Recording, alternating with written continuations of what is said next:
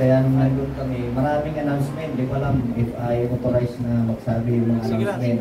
Kasi hindi ko alam din kung hindi ko alam. Tamang-tama kasi nung punta kami doon, talagang maraming trabaho ko, kanya-kanya sila ng pwesto. Ako naman, dumating kami doon ng mga 8:30. Humabol pa rin ako na nag-volunteer. Yung napunta ko ako sa church, yung sa likod ng church kasi yung kawayan noon sira na.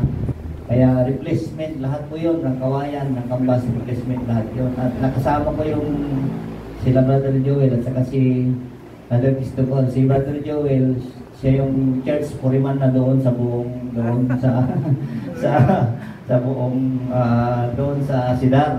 Siya na yung pinagtatanungan nila kung ano yung mga dapat na gawin ganito.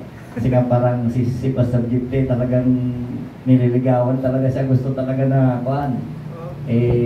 Ngayon si Brother Joey naman, pinili niya doon sa paggawa. Kasi may mga gawaan talaga na iba't ibang destino.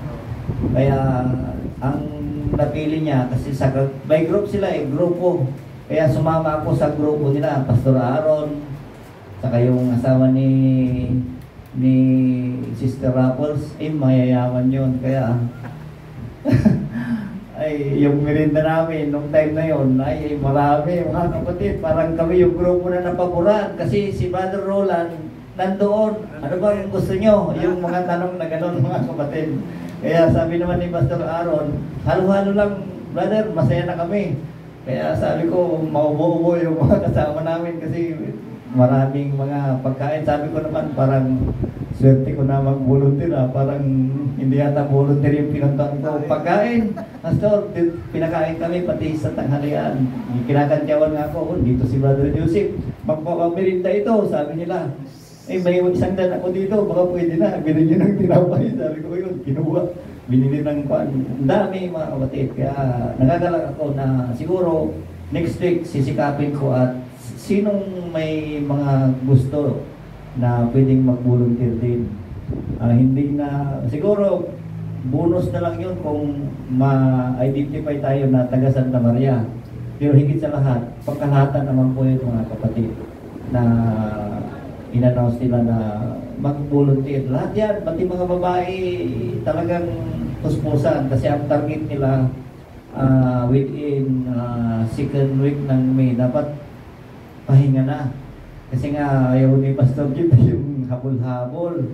At ang isang announcement pa sa GC, hindi ko alam kung nakarating kay Pastor Ibrahim yung nagkukuhan sila ng donation na 250 bag ng simento at saka gravel na 5, sand na 5 na load para doon sa main. Yung pababa kasi kalahati pa lang yung na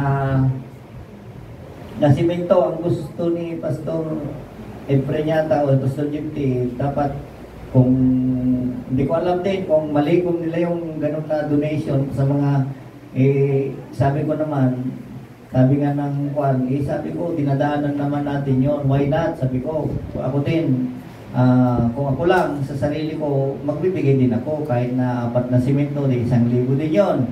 Kasi dumadaan nga lahat doon.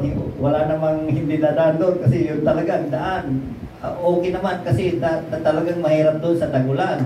Kung nasimento yun, di komportable para sa lahat naman yun, hindi lang para doon kilabas doon. Kasi parang mas napaboran sila, pero hindi. Ang titignan ng mga tao doon, yung lahat naman ay dadaan talaga doon para sa magsimba. Kaya hindi ko alam kung paano nila gagawin. Kasi nga, konting panahon na lang. Hindi ko alam kung may nag-donate na o hindi ko alam. Siguro si Pastor ang makikipag-coordinate.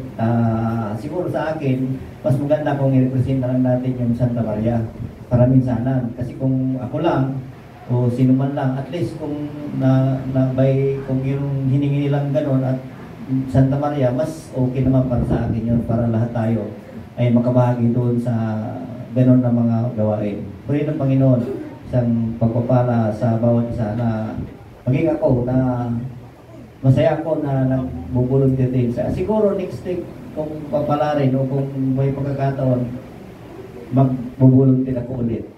Hindi ko alam kung kalooban ng Diyos. Suri ng Panginoon. Praise God.